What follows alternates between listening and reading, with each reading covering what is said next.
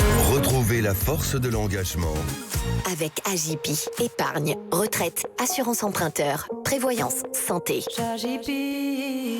Sud Radio, la force de l'engagement, 15h, 15h30, Muriel Réus. Bonjour à tous et à tous, merci d'être avec nous pour la force de l'engagement, l'émission qui donne la parole à celles et ceux qui font bouger la société. Ce matin, mon invitée est Céline Pic, autrice, militante féministe et porte-parole d'Oser le féminisme et membre du Haut Conseil à l'égalité depuis 2022. Elle a récemment co-signé une tribune publiée dans Le Monde intitulée « Mon corps, mon choix » à l'ère de l'intelligence artificielle. Mais avant d'ouvrir cette conversation avec Céline, comme chaque dimanche, mon édito. Aujourd'hui, engageons-nous contre les deepfakes. Et acter cela, ce n'est pas refuser le progrès technologique, c'est refuser qu'il se fasse contre les individus et massivement contre les femmes. Les deepfakes ne sont pas un phénomène homogène, ils peuvent prendre plusieurs formes. Toutes ne relèvent pas du même danger, mais toutes posent une question démocratique. Il y a d'abord les deepfakes dits ludiques ou artistiques, des visages remplacés dans des films, des voix imitées pour amuser, et déjà, on constate des usages qui interrogent le droit à l'image. Il y a les deepfakes politiques, des vidéos truquées de responsables publics utilisées pour manipuler l'opinion, déstabiliser des élections, diffuser de la désinformation à grande échelle. Ceux-là, vous les connaissez, vous les avez régulièrement vus. Et puis, il y a les deepfakes sexuels et pornographiques. Alors cela ne relève ni du jeu ni de la fiction, ils constituent aujourd'hui l'écrasante majorité des usages. Les chiffres sont sans ambiguïté. Plus de 270 000 vidéos deepfakes pornographiques circulent en ligne, plus de 4 milliards de vues et 90% des victimes sont des filles et des femmes. Ces images sont fabriquées à partir de photos bien réelles, souvent récupérées sur les réseaux sociaux, puis plaquées sur des corps sexualisés dans des mises en scène pornographiques, sans consentement, sans contrôle. Et elle donne l'illusion parfaite du vrai. Ce phénomène touche de plus en plus des adolescentes, parfois très jeunes, dans des collèges, des lycées, au cœur même de l'espace scolaire, parfois même par des garçons du même âge. Alors, certaines jeunes filles peuvent dire « ce n'est pas grave, ce n'est pas mon corps ». Jusqu'au moment où elles voient les images, jusqu'à le moment où elles comprennent que tout le monde peut y croire. Les deepfakes brouillent le réel, désorientent les victimes et volent jusqu'au droit de se dire victime. Cette violence a pris ces dernières semaines un visage très concret, celui de Grok, l'intelligence artificielle développée par l'entreprise d'Elon Musk, intégrée au réseau social X. 20 000 images générées en quelques jours, plus de la moitié représentaient des personnes dénudées, 80% étaient des femmes, encore une fois, et des filles. Les requêtes étaient explicites, mets-la en bikini, enlève-lui ses vêtements, ou des demandes de sexualisation et de mise en scène extrêmement dégradantes. Et là, voyez-vous, l'IA a obéi, elle s'est exécutée. C'est le révélateur d'un système où la sexualisation des femmes est intégrée dès la conception des outils. Et si la Malaisie et l'Indonésie ont bloqué les accès, si l'Union européenne menace de sanctions au titre du Digital Services Act, qualifiant ces contenus d'illégaux et dégoûtants, si d'autres pays ont déclenché des enquêtes, eh bien le problème, lui, reste intact. Car le mal est fait. Une image, une fois générée et diffusée, ne disparaît jamais vraiment. Alors, la question n'est plus de savoir si nous devons réguler. Elle est plutôt de savoir comment et à quel moment. Réguler après coup ne suffit plus, la responsabilité doit être posée en amont, dès la conception des outils, dans les choix techniques, dans les garde-fous, dans le modèle économique. Et puis, les deepfakes s'inscrivent dans un contexte où, d'après le dernier rapport du Haut Conseil à l'égalité en France, 17% de la population adulte, âgée de 15 ans et plus, soit près de 10 millions de personnes, adhèrent à un sexisme hostile qui justifie la domination masculine et réduit les femmes à des objets sexuels. Alors bien entendu, la technologie ne crée pas seule ce sexisme, mais elle choisit de l'ignorer, de le reproduire et de lui donner une puissance inédite. Sud Radio, la force de l'engagement, Muriel Réus. Alors aujourd'hui, dans la force de l'engagement, je donne la parole à Céline Pic. Bonjour Céline. Bonjour. Vous êtes autrice, vous êtes militante féministe et vous venez de co-signer avec Alexandra Mariska Lopez une tribune dans Le Monde intitulée « Mon corps, mon choix » à l'ère de l'intelligence artificielle. Vous y établissez un lien très fort entre les combats historiques pour la libre disposition du corps des femmes et qui se joue actuellement avec l'IA. Pourquoi dites-vous que les deepfakes sont une nouvelle bataille féministe majeure ? C'est une nouvelle bataille parce que c'est une nouvelle violence. Il faut voir que c'est une effraction profonde de l'intimité de la personne, parce que ce n'est pas n'importe quelle représentation faite par ce deepfake. Quand vous êtes dénudé par une image deepfake, vous êtes mise dans une position d'objet sexuel. C'est une façon de vous humilier, de vous inférioriser, et ce n'est pas un hasard si ce sont les femmes et les filles qui sont prises pour cible. Alors je vais vous raconter une anecdote de quelqu'une de mon entourage, une femme qui publie comme ça un tweet. Le message ne plaît pas à un homme, apparemment assez misogyne. Il lui faut une seconde pour demander à Grok déshabille-la et recouvre-la d'un liquide blanc et visqueux. Une seconde, il lui a fallu pour générer et diffuser cette image, ce qui est complètement illégal vis-à-vis de la loi. Et par contre, maintenant, depuis des semaines et des semaines, cette femme se bat pour essayer de faire retirer ces images qui se sont multipliées, et elle reçoit des réponses parfois négatives. Donc elle doit scanner le web pour voir où sont ces photos, comment je vais faire pour les faire retirer, et elle n'arrive pas à les faire retirer. Et elle, c'est des heures et des heures et des heures à se batailler pour signaler des contenus qui sont illégaux, puisque depuis la loi SREN de 2024, il est interdit par la loi de générer et de diffuser des images sexualisées ou pornographiques, des deepfake porn, comme on les appelle, sans le consentement de la personne. Et donc, nous sommes dans un système où les plateformes proposent des services qui sont à la base illégaux. Alors, c'est très important ce que vous dites, parce qu'on entend parfois la majorité des citoyens qui disent « Oh, mais c'est un cas isolé, mais c'est simplement une dérive ». On voit bien que les chiffres ne disent pas du tout ça. En fait, c'est une industrialisation de ces pratiques, les 4 milliards de vues dont j'ai parlé tout à l'heure. À ce niveau de volume, c'est pas un problème d'utilisateur, on est bien d'accord, c'est un problème de système, de choix de système. C'est un problème de système et puis aussi un problème de business, c'est-à-dire qu'aujourd'hui, il y a une multiplication d'applications qui proposent comme service principal de pouvoir générer des deepfake porn. Et alors que la diffusion de deepfake porn est interdite par la loi, selon la loi SREN de 2024, qu'il y a aussi l'IA Act qui oblige les plateformes à mesurer les conséquences des services par rapport aux droits fondamentaux. On est dans l'illégalité, non seulement des utilisateurs, mais aussi des plateformes qui proposent ces services. Donc nous demandons quelque chose, c'est qu'on peut bien sûr signaler un contenu illicite un par un, mais en fait c'est aussi c'est une revictimisation sans fin. C'est-à-dire que c'est sans fin, c'est qu'à un moment il va falloir qu'on arrive à attaquer la source du problème.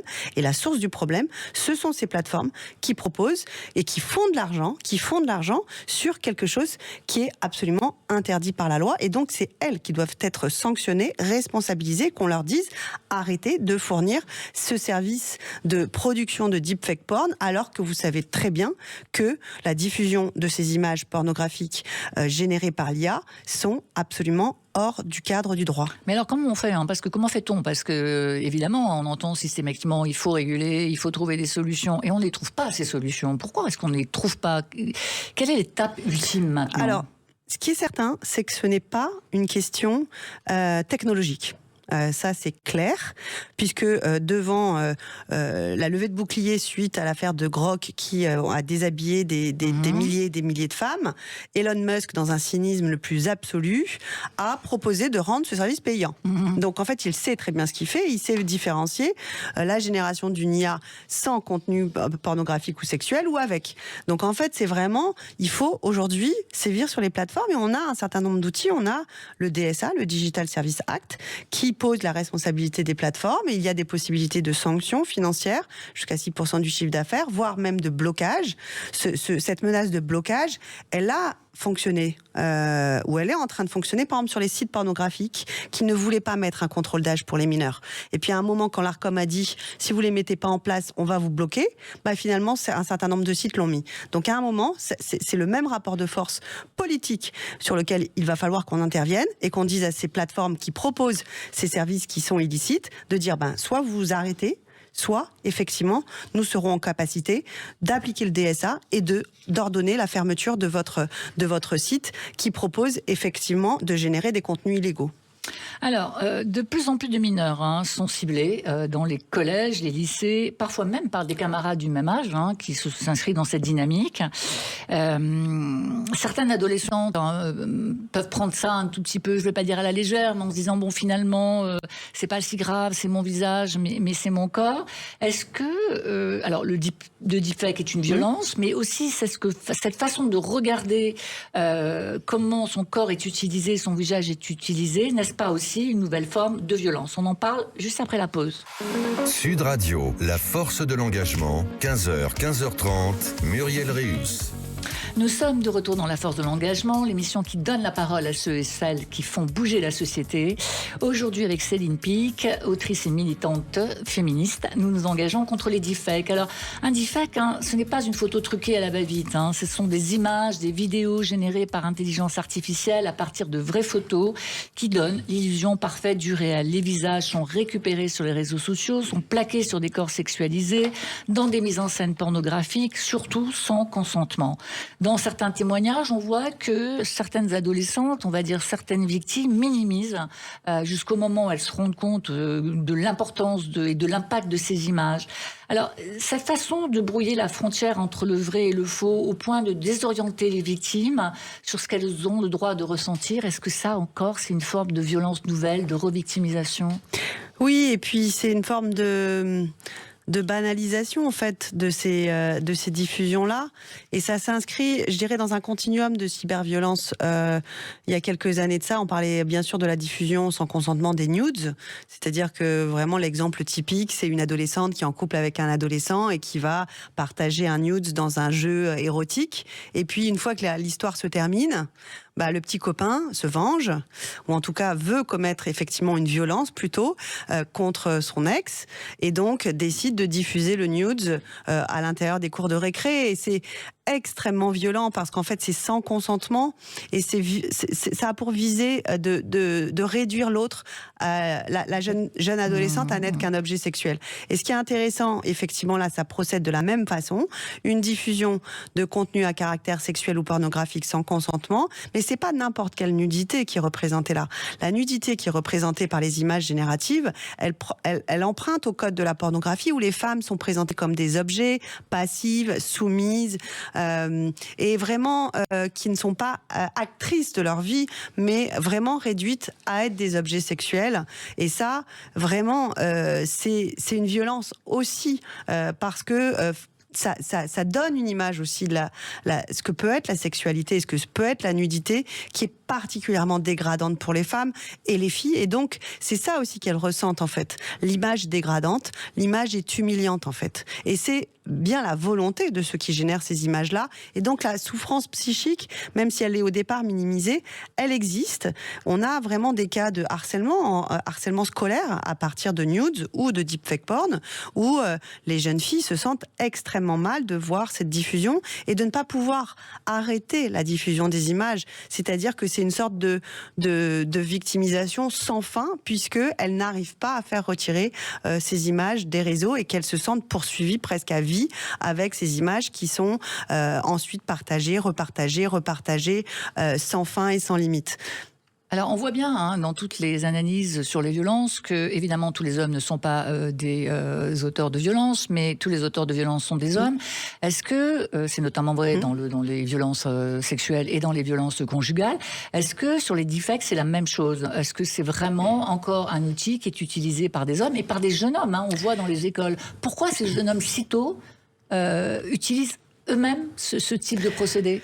On a une explication à ça? Alors, il faut quand même le noter, c'est que les jeunes garçons, ou même les garçons ou les hommes, ne sont pas mis dans des vidéos pornographiques. Donc, il faut bien voir qu'il y a une dimension profondément genrée. C'est aussi une façon de ramener les jeunes filles à leur place, à leur place entre guillemets, bien sûr, à leur place d'inférieur, et de réaffirmer une forme de suprématie masculine en disant « moi j'ai le contrôle, moi j'ai le pouvoir, et je t'humilie en te réduisant à être un objet sexuel, alors que moi, en tant que garçon, je suis dans la puissance, je suis actif. C'est vraiment le vieil archétype finalement sexiste de l'homme qui est actif dans sa sexualité et qui veut accéder au corps des femmes, et la femme qui est objet sexuel, qui est passive. Et c'est cette représentation et c'est ce rapport de pouvoir qui s'exprime dans les deepfakes, c'est je t'humilie en te sexualisant, mais l'inverse n'est pas vrai, effectivement. Donc c'est la réinstauration, effectivement, de ces inégalités femmes-hommes et filles-garçons. Et c'est la raison pour laquelle, en fait, ce sont les filles et les femmes qu'on dénude, qui empruntent beaucoup à l'imaginaire pornographique que les jeunes consomment massivement. Hein. Et donc, je dirais, ça les conforme finalement à une image de la sexualité qui est profondément misogyne en fait. Et donc, ce sont des adolescents et des adolescentes qui ont leur premier émoi amoureux, sentimentaux, qui sont dans un moment où ils découvrent la sexualité. Ça devrait être quelque chose de joyeux, ça devrait être quelque chose de l'ordre de la découverte, du plaisir, du désir. Et là arrive la violence de suite, où on vous ramène à être un objet sexuel. Et donc, on est là dans le registre de la violence et non pas de la sexualité. Alors, vous êtes aussi co-rapportrice du rapport sur le sexisme et les masculinistes, qui vient d'être rendu par le Haut Conseil à l'égalité. On y parle beaucoup de sexisme bienveillant et de sexisme hostile. Les deepfakes, on les met où ? Là ou dans le masculinisme, purement ? Je pense que c'est une forme de violence, donc je pense ça appartient pleinement à ce qu'on appelle le sexisme hostile, c'est-à-dire vraiment cette idée de légitimer des violences, de les excuser, de les banaliser. Et puis, il y a l'organisation par les masculinistes de raids aussi, de cyberharcèlement. Et les deepfakes font partie de la panoplie aussi. Il y a eu récemment, justement, sur X, une femme qui témoignait de violences dans l'industrie pornographique, par exemple, et qui a été ciblée, et qui a été ciblée la cible de deepfake porn massif par toute une communauté masculiniste, et ça c'est extrêmement violent également. Donc les deux j'ai envie de dire, mais ce qui est certain, c'est qu'au cœur de tout ça, il y a effectivement la nécessité aujourd'hui de réguler le numérique et de comprendre que c'est une menace pour les femmes et les filles, et ça entrave leur capacité à pouvoir évoluer dans ces espaces numériques en sécurité, tout simplement. C'est-à-dire qu'aujourd'hui, effectivement, ça occasionne le retrait d'un certain nombre de femmes et de filles des réseaux sociaux parce que elles ont peur de ce harcèlement sexiste, de cette possibilité de deepfake porn. Et donc, oui, il faut construire aujourd'hui un espace numérique avec un rappel qui est très simple, qui est la loi. Tout simplement. Il y a aussi, j'ai l'impression que ces affaires révèlent des problèmes structurels. On déploie des modèles d'IA génératifs sans véritable test de risque en amont, ce qu'on appelle des rate timing sérieux. Est-ce qu'on joue pas un peu avec le feu ? Comment est-ce que on pourrait là aussi imposer plus de régulation au moment de la conception des outils, pas simplement au moment de l'utilisation de ces outils ? Alors ça, c'est absolument crucial. C'est vraiment une très bonne question. Et là-dessus aussi, il y a eu des travaux qui ont été faits. En particulier, je vais citer le règlement européen sur l'IA, ce qu'on appelle l'IA Act, voilà, qui a demandé, qui a encadré explicitement que les systèmes présentant des risques pour les droits fondamentaux obligent les fournisseurs à évaluer et à atténuer ces risques. Mais simplement, le sexisme et la misogynie est aujourd'hui un angle mort vraiment de ces systèmes d'IA générative. Et donc vraiment, nous, ce qu'on demande, c'est pas plus compliqué que ça, c'est qu'ils s'astreignent à intégrer la dimension sexiste dans ces garde-fous qui sont prévus par le règlement européen de l'IA Act pour qu'enfin, effectivement, l'espace numérique et la génération de l'IA puissent protéger les droits fondamentaux des femmes et des filles. Alors, il y a un autre chiffre qui est très alertant dans le rapport du HCE sur le sexisme et la menace masculiniste. C'est 17% de la population âgée de 15 ans et plus, ça représente près de 10 millions de personnes à l'échelle nationale, adhèrent aujourd'hui à un sexisme hostile. On sait bien que ce sexisme hostile justifie une domination masculine.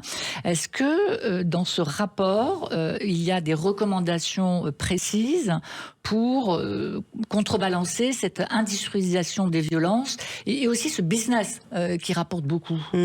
Alors, effectivement, c'est un business. Le masculinisme est un business. Il y a un certain nombre de formations, par exemple, à la masculinité, qui est vraiment, je dirais presque des modes d'emploi pour pratiquer l'emprise ou la coercition envers des femmes et des filles. Donc, on a vraiment des business du masculinisme. C'est ça que montre le rapport. Et oui, je vais me répéter, mais il y a deux aspects en fait. Il y a un aspect d'éducation qui est essentiel. EVARS, donc l'éducation à la vie sexuelle et affective. On rappelle encore une fois qu'il y a une loi qui existe depuis 2001 qui demande 3 séances par an. Les recommandations du HE, elles sont claires. C'est qu'il faut que ces 3 heures soient effectivement prévues dans le programme, au même titre que des heures de maths ou des heures de français, de façon obligatoire. Et que ça soit pas uniquement sur la base de la bonne volonté de professeurs ou d'associations, vraiment que ça soit inclus dans le nombre d'heures financées par l'éducation nationale pour qu'elles aient lieu à tous les niveaux. De la prévention aussi, sur la radicalisation misogyne en ligne. Et puis, comme je le disais tout à l'heure, vraiment un vrai chantier sur la régulation du numérique qui est vraiment un aspect essentiel pour faire baisser le discours de haine. Et en fait, on a l'impression que voilà, l'espace numérique serait un espace de la liberté d'expression. Oui, c'est un espace formidable de la liberté d'expression. Il se passe plein de choses, mais la liberté d'expression a des limites. Et le discours de haine sexiste, le discours d'apologie de la violence contre les femmes, eh ben ça dépasse les limites de la liberté d'expression, et donc il faut rétablir ce cadre de respect, tout simplement, des limites à la liberté d'expression. On ne peut pas tout dire. Il y a un certain nombre de choses comme l'apologie du viol, par exemple, par certains influenceurs masculinistes qui relèvent de l'illégalité, et donc il faut éduquer les enfants, les adolescents pour dire non. Effectivement, c'est un discours de haine, et leur faire comprendre qu'il y a des enjeux extrêmement importants pour promouvoir l'égalité femmes-hommes. Donc prévention, formation d'un côté, et puis de l'autre côté, rappeler aux plateformes la loi, parce que en fait, non, Elon Musk ne va pas régir le monde, ça suffit. Voilà, ne peut pas imposer sa propre loi. Nous avons aujourd'hui un cadre français et européen qui doit être respecté. Eh bien, merci beaucoup Céline Pic pour cet éclairage très intéressant. Les deepfakes s'inscrivent dans un continuum des violences, il ne faut absolument pas l'oublier.